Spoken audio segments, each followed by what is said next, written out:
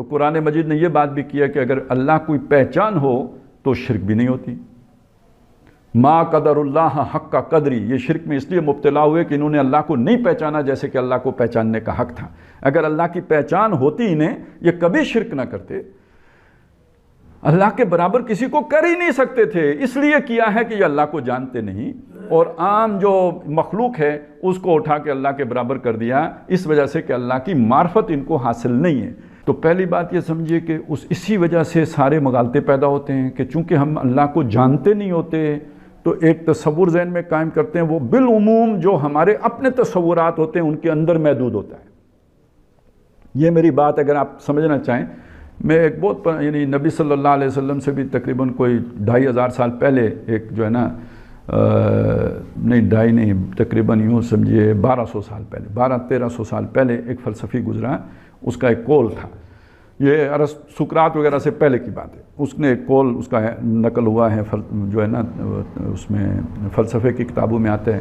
اس نے ایک دعویٰ کیا تھا، اس نے کہا کہ اگر گھوڑے اور گدھے کوئی خدا کا تصور کر سکتے ہوتے تو اپنی جیسی کسی شخصیت کا تصور کرتے، یعنی گھوڑا گھوڑے جیسا، گدھا گدھے جیسا۔ وہ کیا سمجھانا چاہتا ہے؟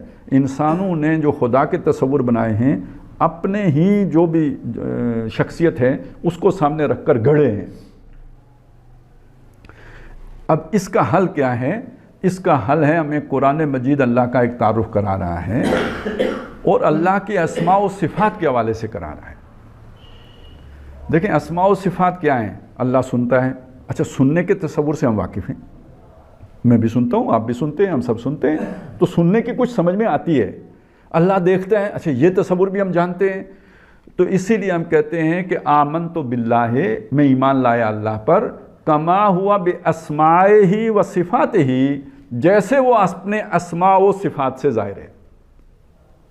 تو ہم اللہ کی پہچان کر سکتے ہیں، اس کی ذات کی پہچان نہیں کر سکتے۔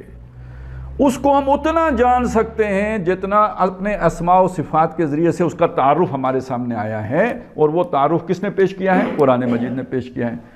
یہ میں نے تھوڑی سی تفصیل آپ کے سامنے اس لیے رکھی، ہم میں سے بھی اکثر و بیشتر جو ہم اللہ کو مانتے ہیں تو ہم نے اپنا ایک خدا بنا کے اس کو ماننا شروع کر دیا ہوا ہے۔ میں درخواست کروں گا آپ سے کہ ذرا اس تصور سے ہٹ کر جو قرآن نے اللہ کا تعارف کرایا ہے اس کو سمجھیں۔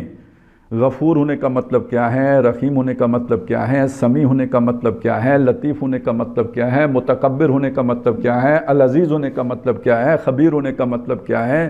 یہ جو اللہ کی مختلف صفات آئی ہیں ان کے ذریعے سے اللہ کو پہچانے، وہ اللہ ہوگا جو قرآن مجید میں جس کا تعارف آیا ہے۔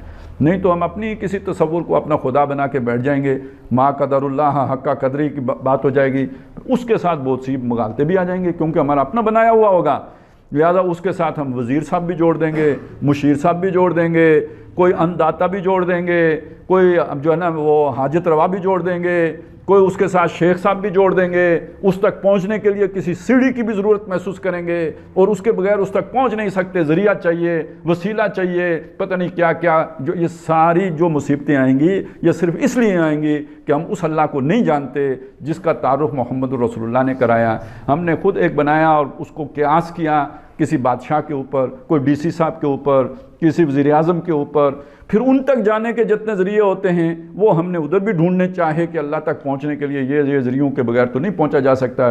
ڈی سی صاحب تک جانے کے لیے سفارش چاہیے تو اللہ کے پاس جانے کے لیے بھی سفارش چاہیے۔ وہ بے شک کہتا رہے کہ تم مجھے پکارو میں تمہیں جواب دوں گا، ہمیں یقین ہی نہیں آئے گا کہ وہ ہم اتنے گناہگار وہ ہماری بات سنے گا۔